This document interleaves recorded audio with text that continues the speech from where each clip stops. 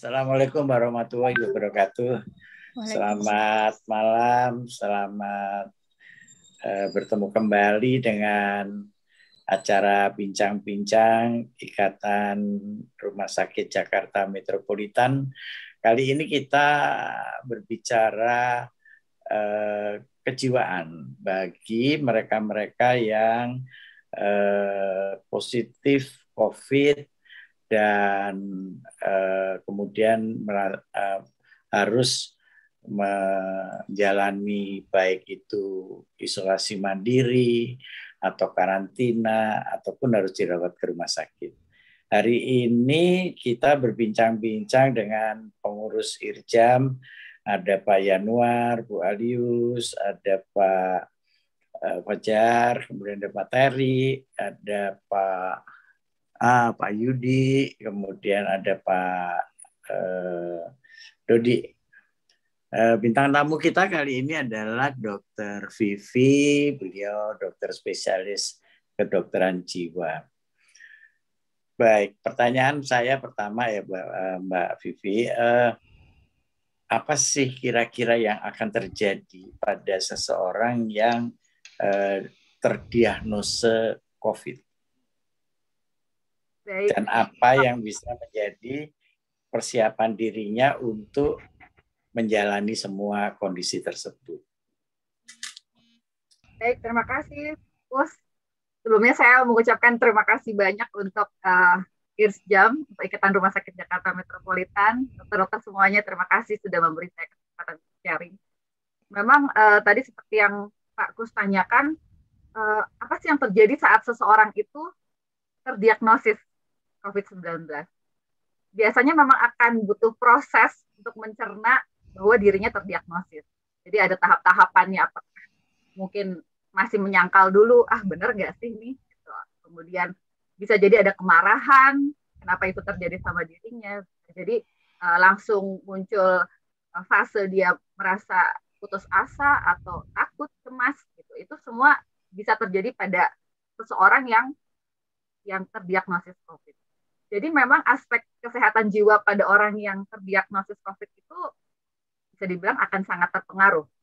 Bahkan beberapa penelitian itu sudah menunjukkan bahwa memang ada respons emosi negatif yang lebih besar yang muncul. Gitu. Antara lain adalah fear, rasa takut, anger, marah, worry, kekhawatiran, dan sadness. Nah, jadi memang yang perlu dipersiapkan saat seseorang itu terdiagnosis COVID, tidak hanya masalah fisik yang perlu kita fokuskan. Karena seringkali saat orang terdiagnosis, kemudian misalnya harus menjalani masa isolasi, fokusnya pada masalah fisik nih. Misalnya suplementasinya, obat-obatannya, kemudian evaluasi gejala fisik, tapi lupa dengan aspek psikologisnya. Nah, ini yang mungkin dari awal kita perlu fokuskan bagaimana orang tersebut bisa memproses perasaannya dia. Karena mungkin ada faktor lain, misalnya berpisah dari keluarga atau memikirkan keluarga ada yang lagi dirawat dan sebagainya. Jadi betul-betul butuh menyampaikan ke pasien tersebut, orang tersebut bahwa kalau ada perasaan yang muncul karena kondisi ini, dia perlu bicarakan itu. Jadi kita sebagai pemberi layanan kesehatan harus memperhatikan aspek. Mungkin itu dulu, Pak Kus. Ya. Pasti mempengaruhi ya, artinya terhadap kesembuhan dia ya, kalau dia tidak siap dengan kondisi tersebut. Ya, betul Pak Kus.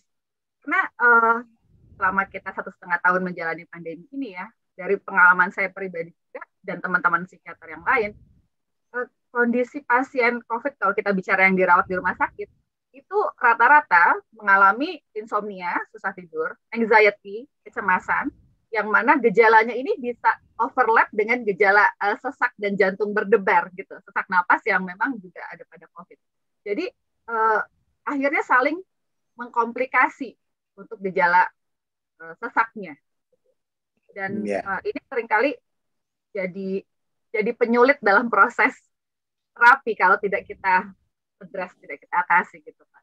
Ya, Ada Dokter Yudi, ada Dokter Terry. Ini rumah sakitnya sudah rumah sakit COVID penuh. Dokter Terry satu gedung ya dok, menjadi rumah sakit COVID. Sudah 2 gedung Pak. Oh sekarang malah sudah 2 gedung. Ada nggak faktor tersebut? Coba silakan Dokter Terry sampaikan ke Dokter Vivi. Ya, selamat malam Pak Kusmedi, teman-teman IRSAM dari narasumber Dr. Vivi. Ini perkenalkan dulu, kebetulan saya di Rumah Sakit Duren Sawit.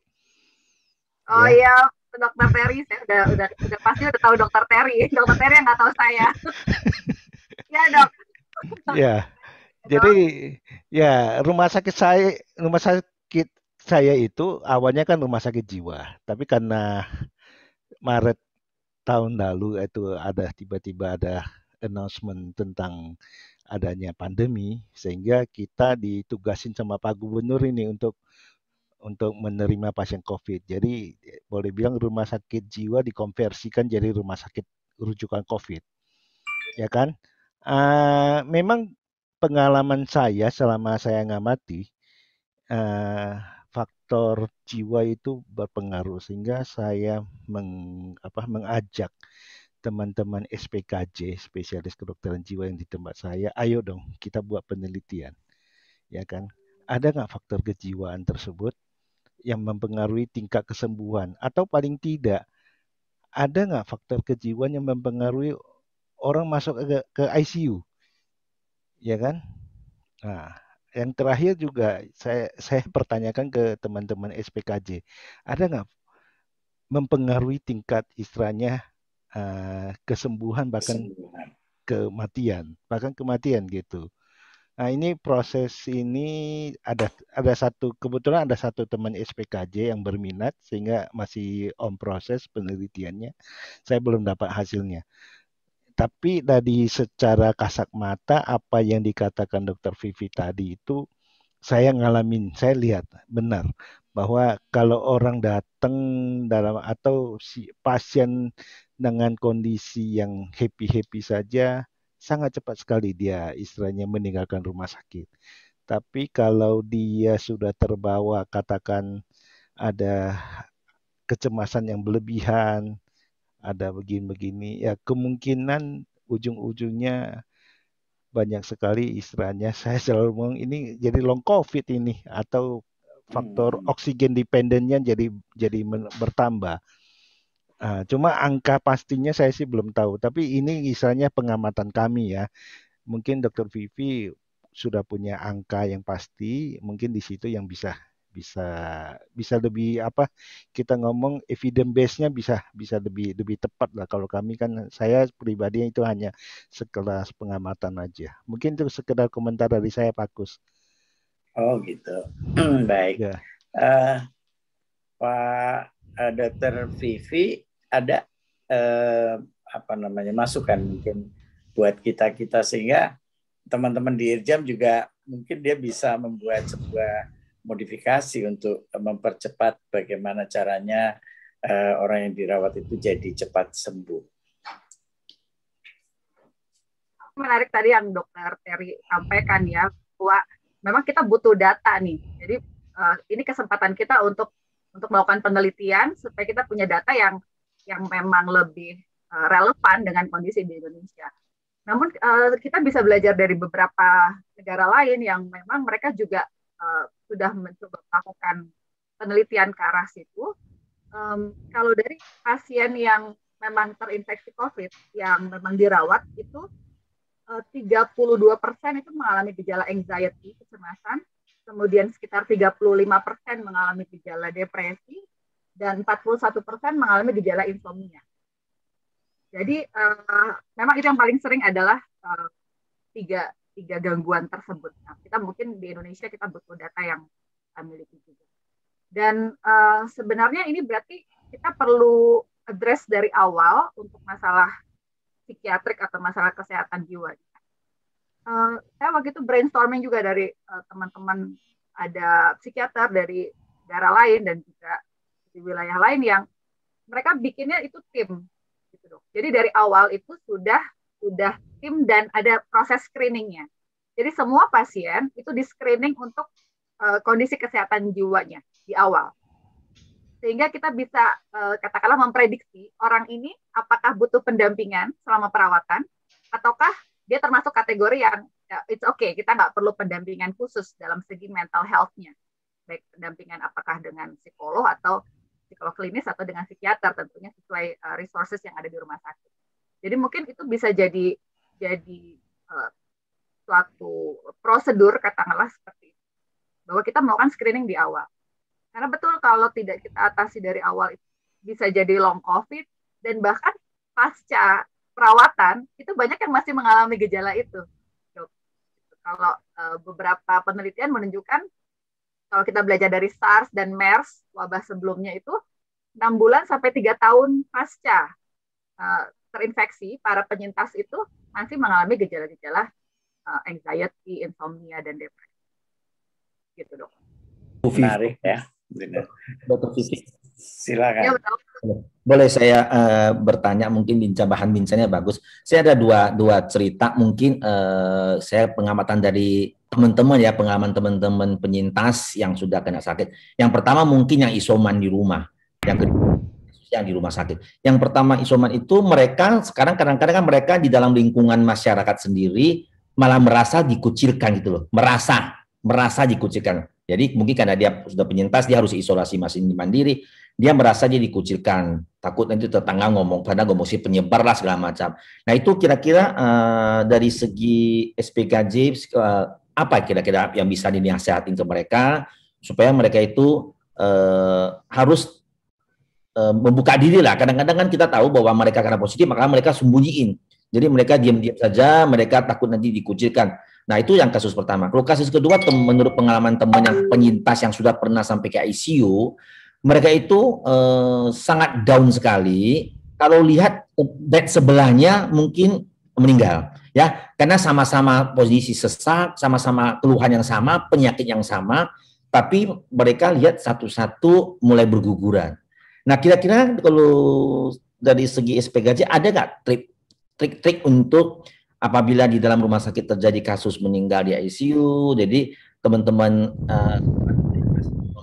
yang masih bertahan di ICU itu, adakah tindakan khusus nggak dari SPKJ di dalam tim ICU itu supaya mereka itu tetap tegar gitu loh?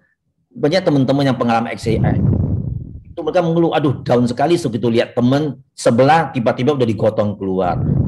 Nah, kapan giliran kita gitu loh. Nah ini mungkin dari SPKJ-nya perlu benar-benar harus pikirkan untuk solusinya, karena itu sangat mempengaruhi kejadian-kejadian di lapangan.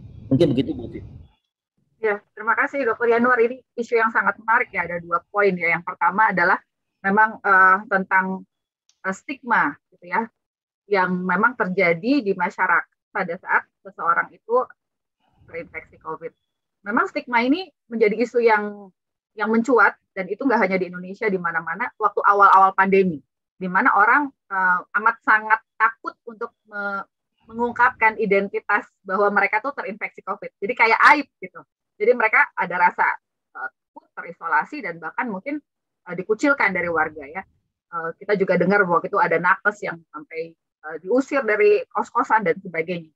Nah, makin ke sini sebetulnya stigma itu semakin berkurang karena makin banyak orang yang terinfeksi makin di sekitar kita, sehingga rasa takut dan mengucilkannya itu menjadi semakin berkurang sebetulnya.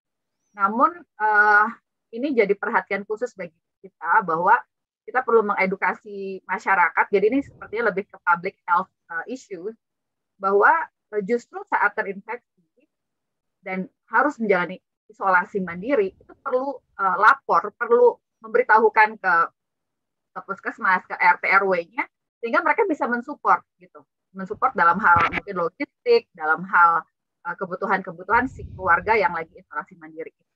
Jadi harapannya sih saat mereka bisa mengungkapkan, menyampaikan itu dan mendapat support yang positif, karena kita sudah mengedukasi para istilahnya tokoh-tokoh pentingnya lah, tokoh masyarakatnya, tokoh agama di sekitar situ, untuk bisa mensupport baik secara mungkin secara logistik, fisik maupun ya mentalnya itu secara support. Kalau yang di rumah sakit ya, yang poin kedua tadi dokter yang luar tanyakan, itu memang amat sangat real. Kita juga temukan pasien yang mengalami gejala-gejala trauma setelah mereka dirawat dari ICU. Jadi keluar dari ICU, walaupun udah pindah ruang rawat biasa, sampai ke rumah pun itu masih terbayang-bayang. Yang mereka melihat bed sebelahnya tadi mungkin lagi di RJP, ada kemudian juga di maksudnya dilakukan persiapan pemulasaran jenazah dan sebagainya, itu menjadi trauma tersendiri bagi pasien-pasien yang ada di ICU khususnya. Nah ini mungkin jadi perhatian kita bahwa butuh pendampingan khusus bagi yang memang dirawat di ICU dan komposmentis. Jadi kebetulan seperti di tempat saya bertugas di RSUD Tarakan, itu biasanya dokter paru tuh atau dokter anestesi, pasien ICU yang komposmentis itu udah langsung dikonsulkan ke kami tuh dok. Kenapa? Karena mereka sadar dan aware dengan lingkungannya gitu. Kalau yang tidak komposmentis justru tidak artinya tidak menjadi perhatian khusus secara kejiwaannya, karena khawatir tadi gejala-gejala traumanya muncul dan itu akan berdampak ke pemulihannya dan kesehatannya kemudian. Jadi ini menurut saya sih poin yang penting untuk sama-sama. Iya. Pak Fajar kan istrinya orang puskesmas. Ada nggak sih keluhan dari istrinya Pak Fajar yang berhubungan dengan faktor kejiwaan itu? Mungkin bisa ditanyakan ke Dr. Vivi dan ada jalan keluarnya, Pak.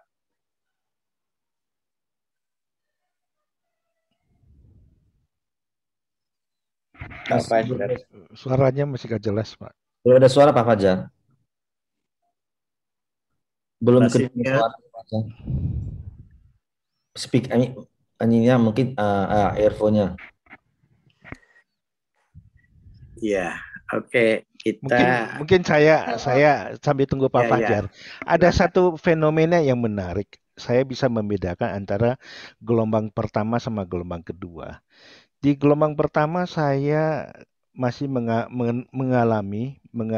saya menyaksikan bahwa di tempat rumah sakit saya ada dikirim pasien-pasien yang kena COVID, terus ada tentamen suicide atau percobaan bunuh diri.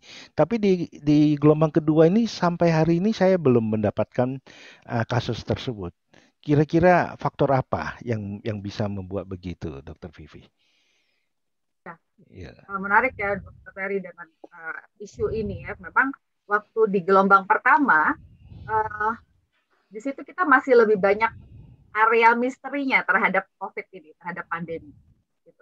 Sehingga rasa takut, rasa cemas itu menjadi lebih tinggi, rasa hopelessness atau keputusasaan. Jadi memang tingkat suicidal rate-nya itu lebih tinggi waktu di first wave, karena mungkin masih tidak tahu apa yang akan terjadi nih saat dia terinfeksi COVID. Itu sudah ibaratnya yang ngeri-ngerinya yang muncul. Nah, seiring berjalannya waktu kan layanan kesehatan sebetulnya kita sudah lebih prepare dengan protokol, dengan segala persiapan untuk mengatasi COVID ini. Dan angka kesembuhannya juga cukup tinggi sebetulnya. Sehingga mungkin di situ mulai ada hope-nya, ada harapan pada masyarakat. Nah, tapi di second wave ini ya tentunya kita mendapat lonjakan lagi dengan ketimpangan antara kebutuhan rumah sakit dengan ketersediaan rumah sakit. Nah, di situ ya mungkin yang menjadi stresornya. Tapi hope itu ada. Mungkin itu yang kalau saya lihat di second wave ini. Tapi menarik dok, karena baru minggu lalu saya dapat yang kasus tentamen suicide dok. Dan itu menariknya adalah justru pada lansia. Jadi lansia sedang isolasi mandiri, akhirnya dibawa ke rumah sakit justru karena ada tentamen suicide, itu melakukan upaya melukai diri sendiri. Jadi mungkin ada ya rasa terisolir, kemudian usia lanjut, ya, jadi akhirnya berpikir ke arah mengakhiri hidup. Nah, jadi itu mungkin jadi poin yang kita perhatikan bagi kita. Dokter Bu Alius, silakan Bu Alius, ada yang mau ditanyakan? Baik, terima kasih Pak. Ini pengalaman kita biasanya tenaga kesehatan tuh suka ditanya masyarakat. Kemudian masyarakat juga banyak baca-baca dari sini. Wah, nanti kalau gejalanya misalnya sekarang saturasi itu menjadi, masyarakat tahu itu menjadi tolak ukur. Semua beli oximetri sampai oximetri habis. Jadi saya punya pengalaman ada yang cek terus kemudian tahu kalau saturasinya itu rendah, panik, akhirnya semakin sesak nih dok. Nah, gimana caranya? Kan sekarang masyarakat tuh mulai tahu, oh gejalanya misalnya anosmia, oh nanti saya seperti ini. Mereka tuh udah mulai kecemasan. Jadi bahkan kadang menggiring dirinya, oh nanti saya habis ini ya gejalanya, oh nanti saya habis anosmia mungkin saya febris, mungkin saya ini gitu. Gimana sih dok? Atau ada trik-triknya supaya mereka tenang? Misalnya ketika terjadi seperti ini yang harus dilakukan gitu. Apa yang harus kita sampaikan supaya dari, memang nanti kalau kita nakes memberikan informasi, oh sebaiknya ini. Tapi kalau dari sisi kejiwaannya tuh gimana supaya mereka bisa kuat ya dok? Baik, Ibu. Terima kasih. Ini memang satu hal yang terjadi di masyarakat ya, fenomena di mana informasi sangat tersebar luas, semua orang sudah punya ibaratnya punya Indonesia Rayanya, obatnya apa nih kalau terinfeksi COVID, terus apa yang akan terjadi, tahap-tahapannya. Ada sisi positif negatif, artinya sisi positif mungkin orang-orang bisa melakukan isolasi mandiri tanpa harus berbondong-bondong ke rumah sakit, tapi sisi negatifnya juga tadi kalau ada disinformasi.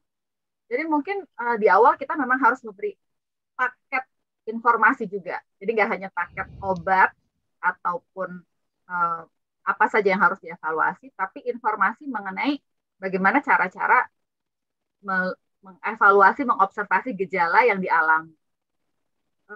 Kita bisa sampaikan sebetulnya ke pasien yang melakukan isolasi mandiri bahwa dia perlu melakukan tetap ada rutinitas dalam kesehariannya. Jadi bayangkan seperti kayak di rumah sakit gitu. Jam berapa dia bangun, mungkin lap badan kalau mandi atau melakukan personal hygiene, kemudian jam berapa dia cek tensinya, pulse oximetrinya, jam berapa dia catat.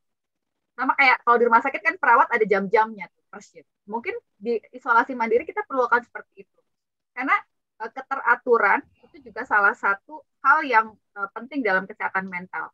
Karena artinya ada sesuatu yang bisa dikontrol, ada sesuatu yang bisa kita cek.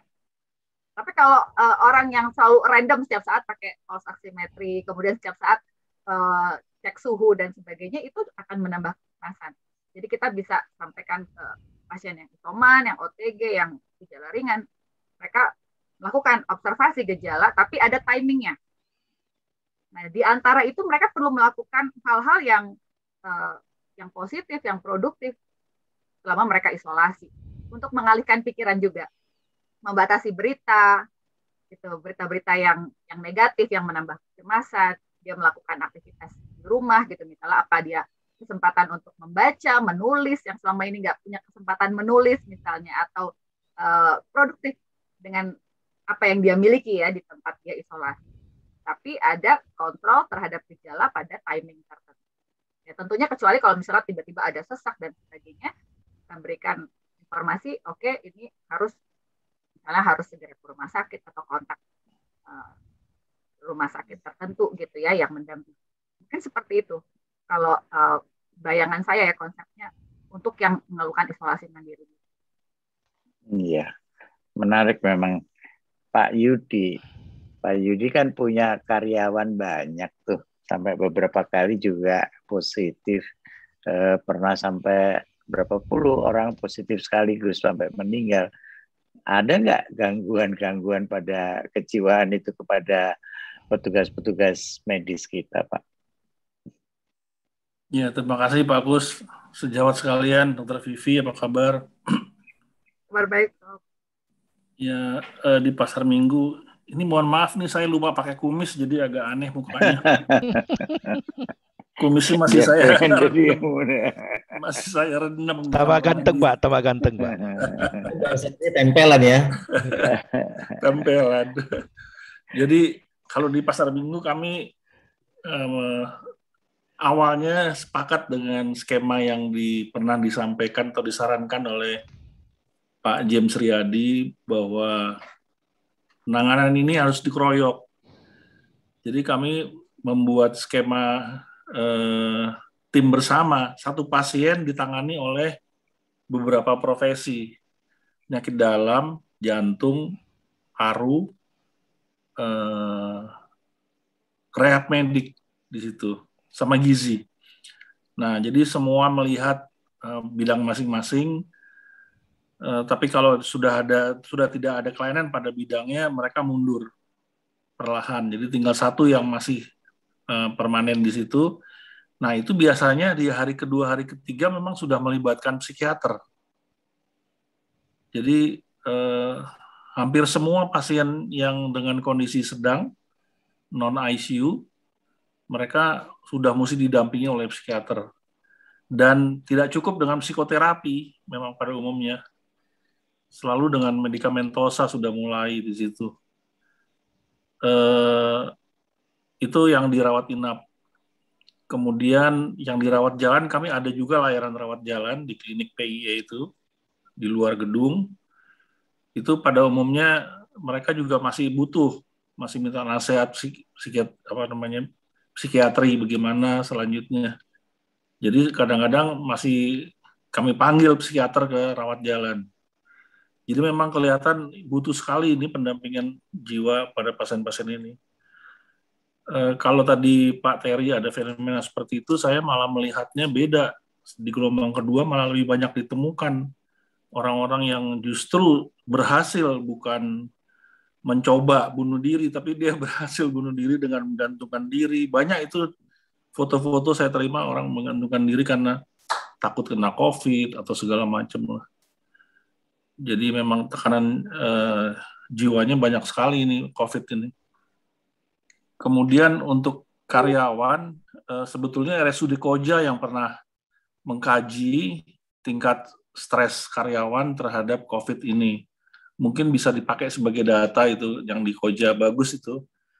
Dr. Vivi mungkin tahu ya, di psikiater di sana yang melakukan penelitian itu. Kalau di pasar minggu memang belum terlihat ya bahwa karyawan sampai butuh ke konsul ke psikiater, belum ada. Tapi memang secara pengamatan sepintas, ngobrol-ngobrol pada saat Zoom segala macam, memang mereka udah stres lah. Kayak direktur juga lah stresnya. Direktur kan setiap hari udah bawa sikat gigi. Itu tadi yang mau saya tanyain gitu. Direkturnya stres nggak? Stresnya karena nggak dibayar. Gitu. Bawa sikat gigi dan handuk, takut belanja barang jasanya diaudit ada temuan, masuk penjara nanti. Jadi udah bawa handuk sama sikat gigi. Jadi kalau karyawan belum kelihatan sampai mereka butuh sampai terapi oleh psikiater. Di pasar minggu sampai kita pernah 100 lebih terpapar. Oka sampai sekarang belum bisa buka. Karena selain layoutnya juga rusak, perlu perbaikan, juga tenaga kami belum siap untuk memberikan layanan operasi.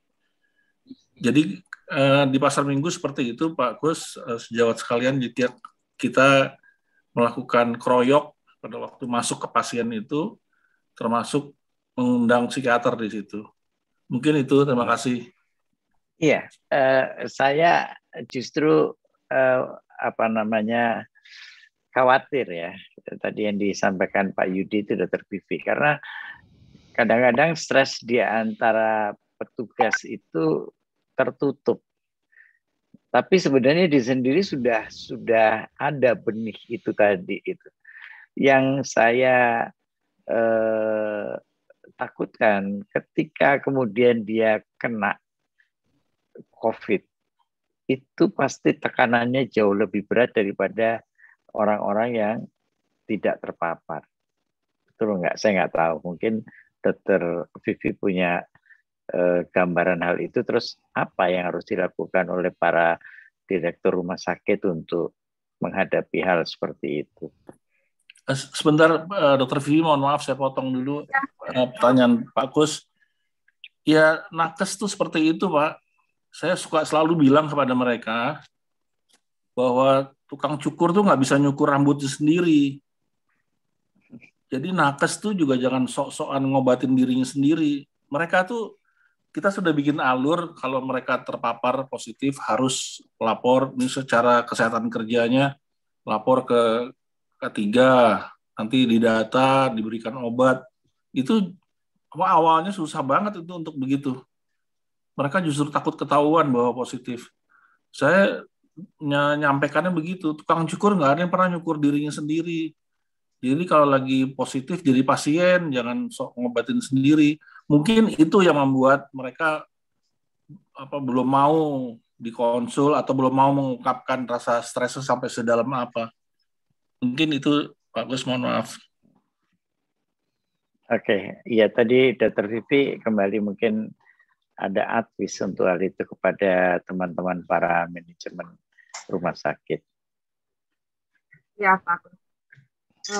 Ini menarik ya tadi Pak Yudi juga sampaikan bahwa memang betul sekali tenaga kesehatan itu sebetulnya paling berisiko untuk mengalami, kalau dari segi kesehatan kerja, mengalami burnout terhadap situasi ini dengan pekerjaan, kemudian pandemi, dan juga bisa jadi dianya juga mengalami resiko COVID. Dari burnout itu sendiri bisa muncul nih masalah-masalah bahkan gangguan kesehatan jiwa. Tapi nakes itu adalah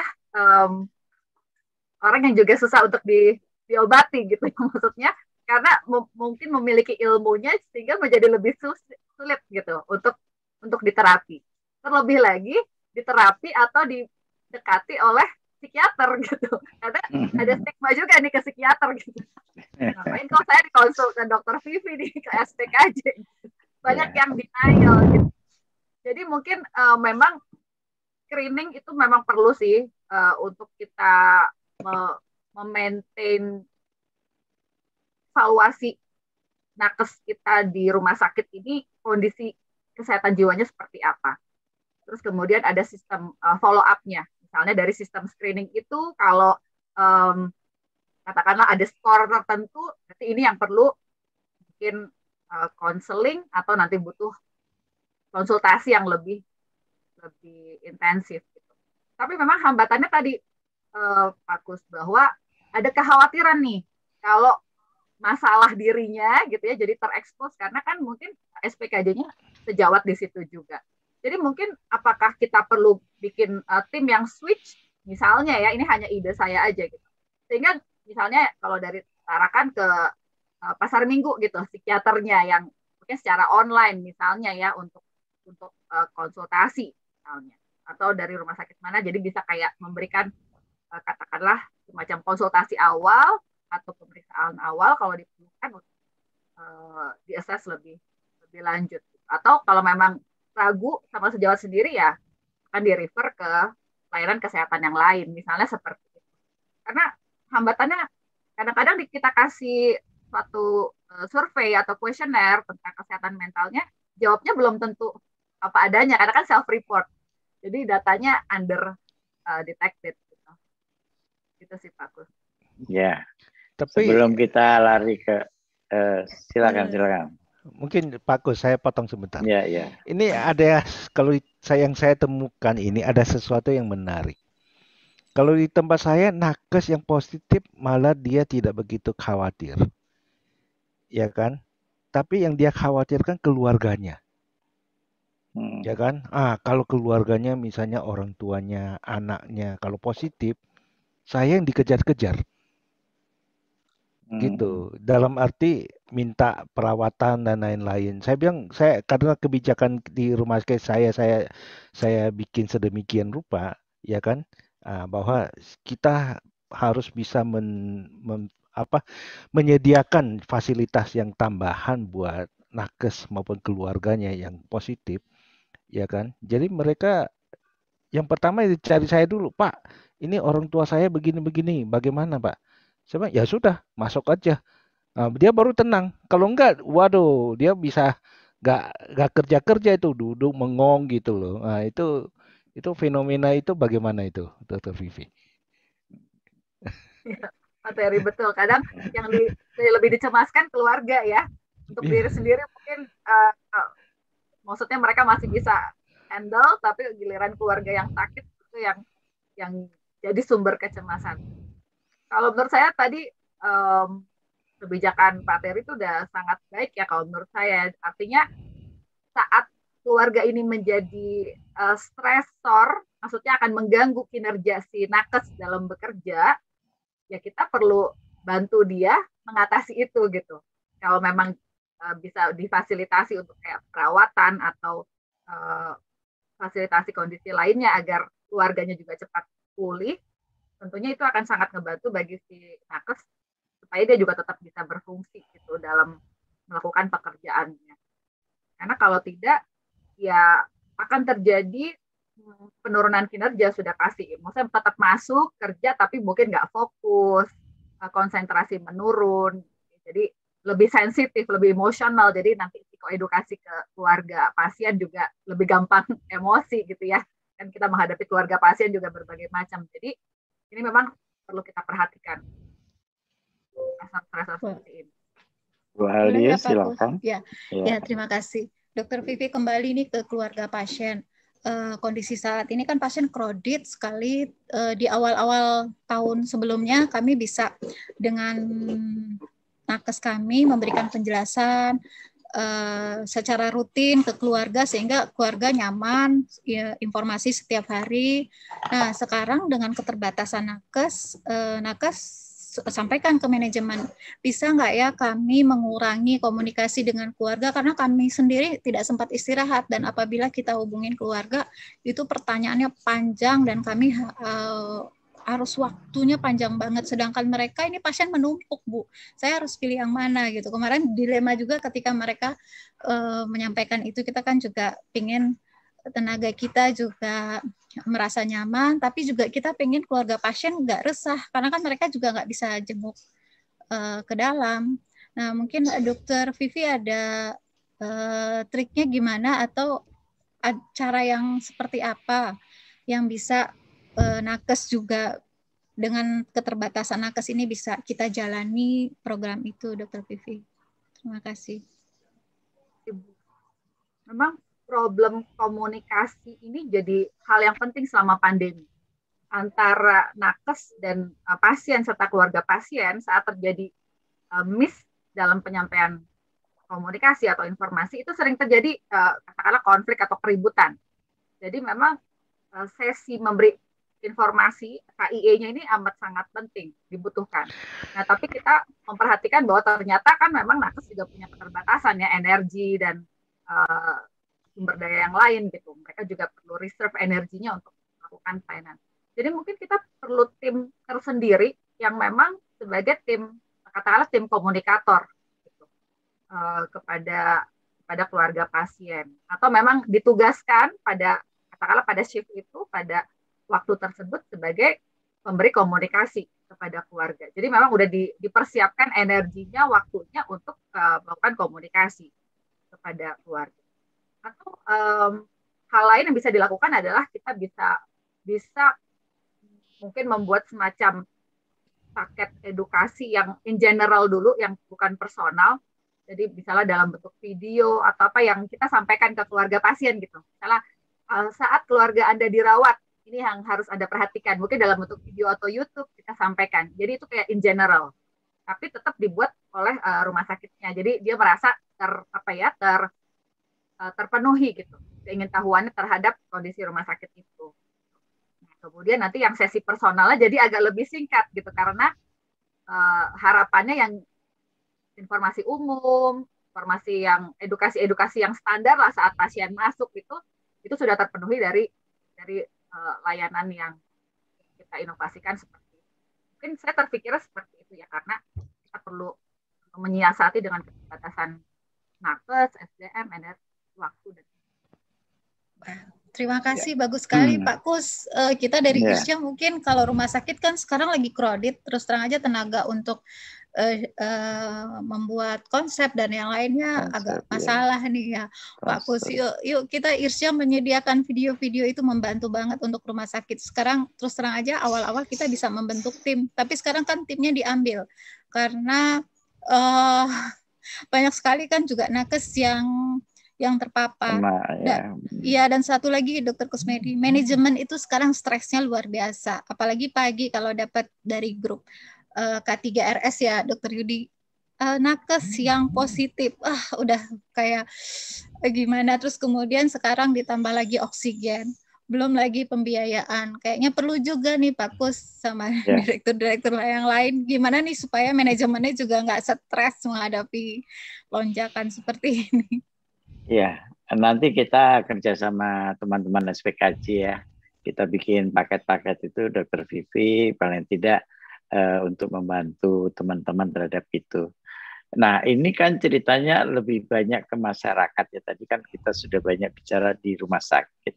Sekarang kita bicara di rumah. Nah, kebetulan Pak Fajar ini istri beliau itu penanggung jawab di puskesmas kelurahan.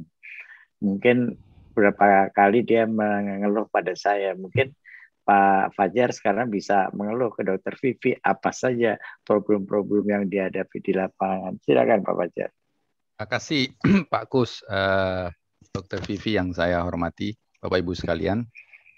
Saya sambil ngikuti ini Pak, karena ada di grup WA itu usulan dari 5 perhimpunan ya terkait protokol penanganan COVID yang terbaru. Ada dari penyakit dalam, paru, jantung, anak sama satu lagi anestesi ya. Kebidanan nggak ada Pak. Iya. Nah, saya kaitkan dengan diskusi dengan Dokter Vivi ini, sepertinya perlu ya tambahan bagaimana di non medical itu juga harus dibikin protokolnya. Supaya tadi pasien jangan cemas, karena kecemasan itu ternyata akhirnya menambah tingkat keparahan ya, yang tadinya masih sedang jadi berat gitu, berat jadi tambah berat, jadi kritis gitu. Perlu melalui asosiasi kita usulkan Pak. Jadi yang non medical itu juga harus ada penanganan khusus juga, jangan dibiarkan ya seperti ini aja, kita dialog-dialog ini aja, tapi tidak ada protokol yang panduan lah buat masyarakat ataupun buat tenaga kesehatan. Mungkin itu usul Pak untuk yang karena saya sambil baca-baca tadi itu kok ini semua ya farmakologinya seperti apa, non farmakologi seperti apa gitu. Dan saya lihat banyak dikembalikan ke Paskes 1 itu. Penanganan selanjutnya gitu di usulan protokol dari 5 profesi itu Kementerian Kesehatan untuk dirubah protokol yang ada sekarang. Terkait yang tadi Pak Kus sampaikan, memang ada pertanyaan saya nih ke Dokter Vivi, sejauh apa sih sebenarnya relasi antara peningkatan beban kerja itu yang dialami oleh nakes dulu nih, baik di Paskes 1 atau Paskes 2 itu terhadap gangguan kejiwaan yang akan mereka alami. Ini bisa nggak ini ada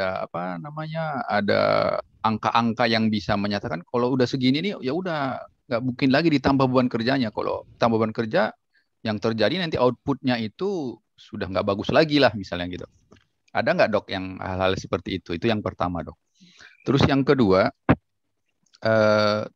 tentang masyarakat yang memang betul apa kata Bu Alius tadi Pak. Jadi teman-teman itu yang melakukan tindak lanjut atau melakukan pemantauan untuk pasien isolasi mandiri itu atau pasca dari rumah sakit. Karena di protokol yang terbaru ini saya lihat pasca dari rumah sakit pun harus ditindaklanjuti oleh Paskes tingkat 1. Jadi itu mungkin apa yang disampaikan Dr. Terry diskusi kita yang kemarin, yang mestinya non COVID lagi, ini bagaimana follow up-nya ini? Kok masih tetap di rumah sakit COVID kan gitu? Nah ini yang mungkin akhirnya ini banyak yang saya lihat itu di lapangan ya, diskusi dengan istri. banyak yang tidak terhandle, Pak. Tidak handle secara sebenarnya mestinya gitu kan. Oke, dikasih obat. Tapi yang ngontrol obatnya diminum atau tidak, udah lepas itu. Ya kan? Ya. Banyak dikasih leaflet-leaflet.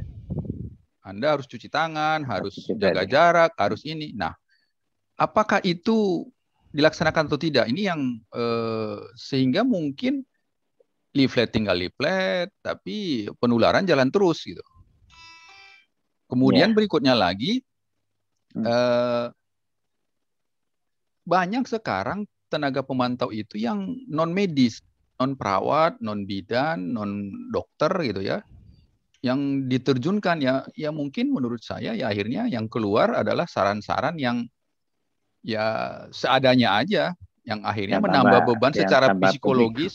Iya, kepada tenaga beban puskesmas. psikologis, iya tenaga dan juga kepada pasien karena dia nggak mendapatkan apa yang diharapkan tadi.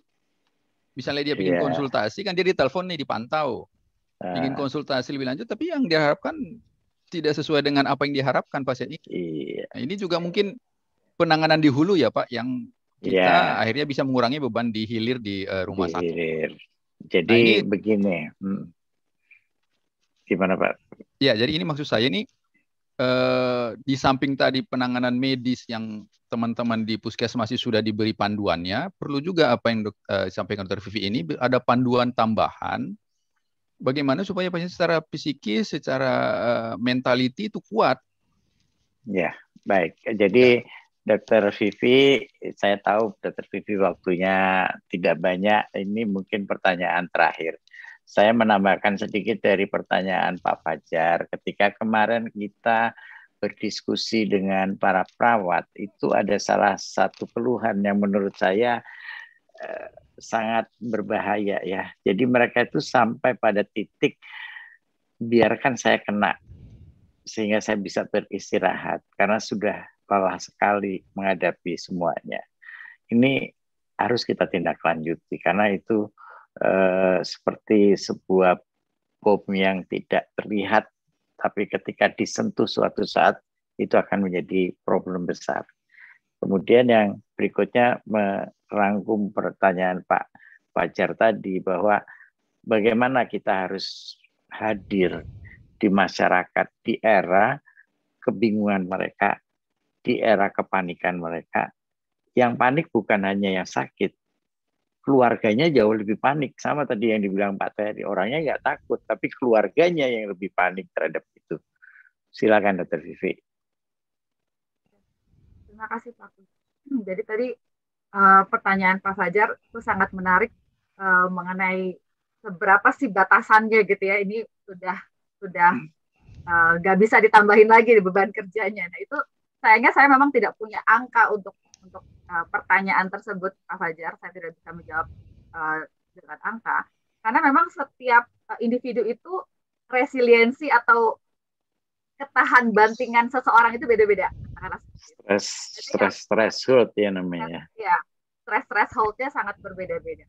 Namun mungkin kita bisa menyiasatinya dengan memiliki suatu sistem gitu. Tadi sistem monitoring apakah mungkin per bulan atau per 3 bulan yang kita mengevaluasi kondisi kesehatan mental para nakes yang ada di instansi kita. Kemudian mengaktifkan sistem, misalnya nih memang secara personal kayak tadi Pak Pus bilang ada perawat yang aduh saya udah capek banget nih, biar aja deh saya positif biar gak usah masuk misalnya. Kita harus bisa menangkap sinyal-sinyal seperti itu. Mungkin dari kepala unitnya gitu ya, itu menangkap sebagai sinyal oke, orang ini berarti butuh mungkin pendekatan khusus. Kalau memang dia sudah burn out, justru kita perlu akomodir gitu. Apakah dia dikurangi dulu shift-nya dan sebagainya. Jadi bukannya kita abaikan, tapi justru kita menangkap sinyal-sinyal itu. Karena nggak semua orang bisa langsung dengan mudah bilang saya ini stres atau saya cemas. Jadi sistem-sistem seperti itu perlu kita sediakan bagi para nakes kita. Kalau mengenai yang tadi di masyarakat ya. Nah, masyarakat ini dulu kita masih bisa pendekatan yang secara katakanlah individu atau personal. Mungkin sekarang ini kita butuh pendekatannya kelompok. saya punya bayangan mungkin bikin kayak semacam support group kayak Zoom seperti ini. Kalau OTG misalnya puskesmas setiap jam berapa, jam 8 pagi satu fasilitator dia akan kontak di misalnya di RT RW-nya gitu yang lagi isoman, semuanya kita oke, gimana kondisi hari ini, pagi ini seperti apa, memberikan semangat misalnya seperti itu. Jadi lebih kayak support group, saling memberi support dan mengevaluasi tapi tidak wasting energy and time gitu. Mungkin ya kalau sekarang dengan waste begini kita pendekatan individual menjadi sangat melelahkan. Ya sambil kita memberi informasi ke keluarga, memberi dukungan itu dengan media-media seperti itu. Mungkin itu hanya sekedar apa ya, ide aja seperti itu sih, Pak Agus. Tapi bagus sekali itu idenya.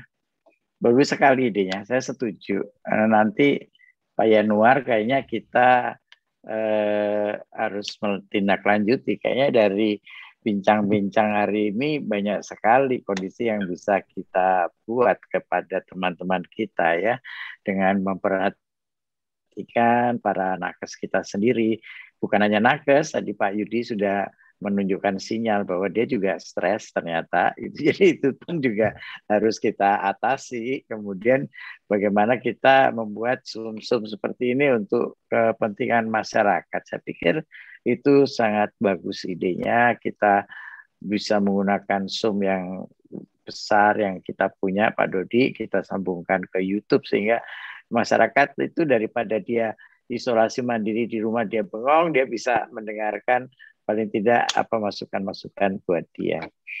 Begitu Pak Yanuar. Ada komentar Pak Yanuar? Setuju Pak.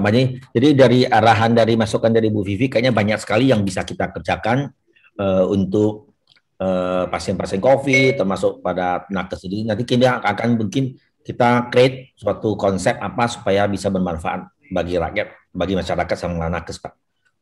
Betul Pak, saya setuju. Baik, kalau begitu. Mungkin saya silakan. Ada pertanyaan terakhir, Pak. Ya, mungkin ke Dr. Vivi. Ini dari tadi kita belum menyinggung tentang bagaimana kita mengajarkan masyarakat yang kalau dia isolasi mandiri itu apa yang dilakukan. Karena saya punya pengalaman pribadi ini. Waktu bulan lalu kebetulan anak saya kan wisuda, terus saya keluar Indonesia, pulang saya diminta karantina di hotel 5 hari. Lumayan juga saya pikir, ya kan, dari seorang yang aktif begini, terus dikurung sendirian di kamar selama 5 hari juga, waduh, gimana gitu ya. Jadi kalau dari sisi Dr. Vivi ada kiat-kiat tertentu nggak? Bagaimana kalau seandainya seorang pasien OTG katakan dia harus melakukan suatu isolasi mandiri yang mana-mana dia jalan yang ketat, apa sih yang harus dia lakukan supaya dia tidak istilahnya burn out sendiri, mengong, nggak ada kerjaan dan lain-lain. Mungkin itu. Silakan Bu Dr. Vivi, mungkin ada kiat-kiat seperti gitu. Karena banyak masyarakat saat ini melakukan isolasi mandiri nih, karena kebetulan rumah sakit pada penuh. Membutuhkan. Ya, gitu. Silakan. Supaya dari sisi kejiwaannya dia terpenuhi sehingga dia tidak jatuh dalam kondisi yang lebih berat, ya kan? Dia makan obat dan lain-lainnya. Putus-putus Pak Tari. Yuk, makasih. Ya, mungkin sebelum dijawab Dr. Vivi, saya menambahkan saya rasa Pak pertanyaan Dr. Vivi sudah mendengar apa yang mau ditanyakan. Silakan. Ya, ini pertanyaan yang menarik ya Pak Terry ya. Kadang orang itu saat isolasi mandiri lebih ke bosan rasanya dibandingkan mungkin kalau yang OTG ya. Kalau yang bergejala mungkin adalah cemas, ada rasa tidak nyaman. Tapi kalau yang OTG itu lebih banyak memang rasa bosan. Jadi mungkin yang perlu kita sampaikan adalah satu, bikin keteraturan, bikin jadwal yang rutin. Kemudian perlu punya berbagai alternatif kegiatan yang bisa dilakukan untuk mendistraksi dirinya. Misalnya apakah olahraga, mungkin kita bisa sampaikan kayak gerakan-gerakan olahraga ringan yang bisa dilakukan setiap harinya atau katakanlah ada panduannya seperti itu. Kemudian alternatif kegiatan yang bisa dilakukan. Bisa juga writing journal atau menulis jurnal perjalanan dia menjalani isolasi. Bisa dengan memang ditulis atau ada orang yang lebih suka kayak di videokan gitu ya, dibikin kayak vlog seperti itu juga salah satu cara untuk dia memventilasi atau mengekspresikan perasaannya. Nanti masalah itu mau dibuat buku, mau dipublish atau tidak itu urusan nanti, tapi fungsinya adalah untuk menyalurkan, memventilasi perasaannya dia selama masa isolasi.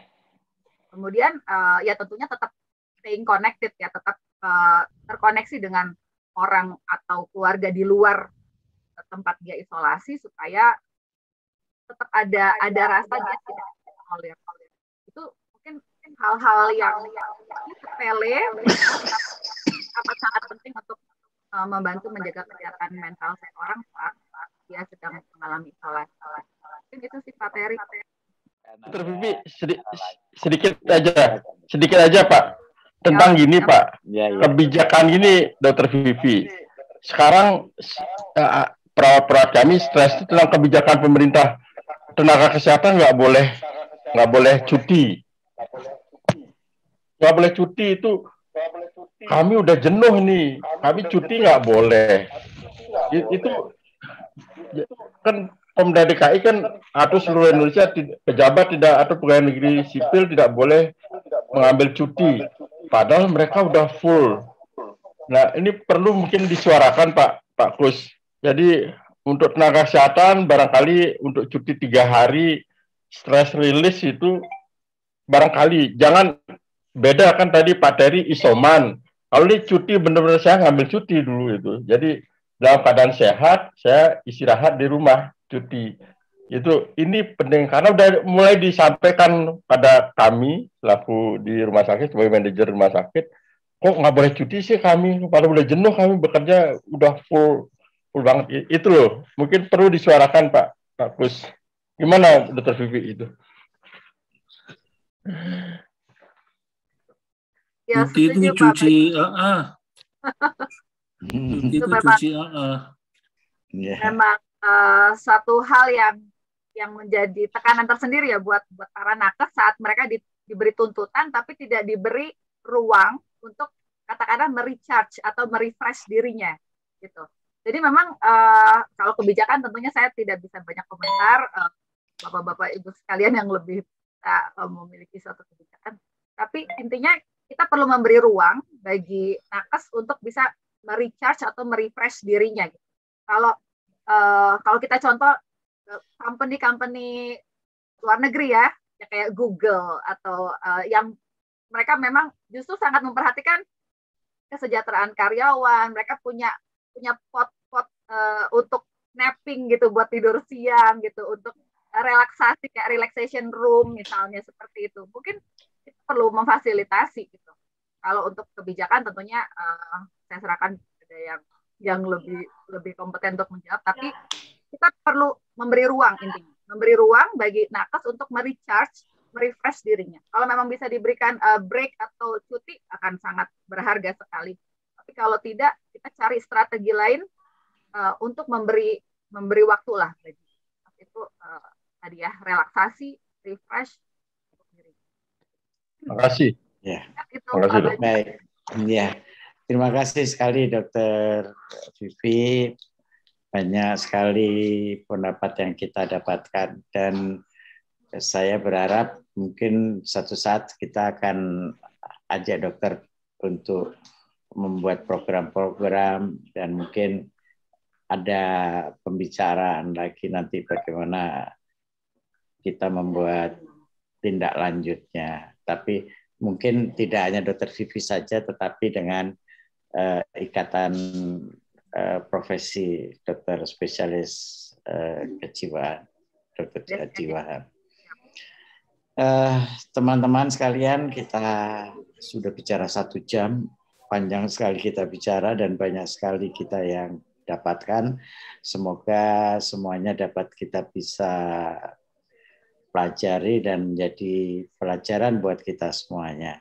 Seperti tujuan daripada acara ini adalah untuk memberikan penjelasan ataupun hal-hal yang harus banyak diketahui oleh masyarakat. Terima kasih, selamat malam. Wassalamualaikum warahmatullahi wabarakatuh.